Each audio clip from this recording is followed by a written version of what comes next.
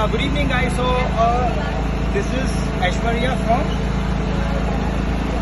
Nanavati here, and this is the ultra compact soundproof acoustic enclosure which we have given to Aishwarya. Tell me something about what all this, the purpose for what all this. So the purpose behind this for Kids of India is this entire October from 1st to 31st is breast cancer awareness month.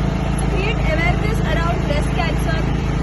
Everybody should not take a limb in the breast lightly. Should go to your doctors regularly. Have mammography. Have different tests of cancer at least once a year, so that you can save yourself from breast cancer. That's the whole motive behind this lighting of Kids of India.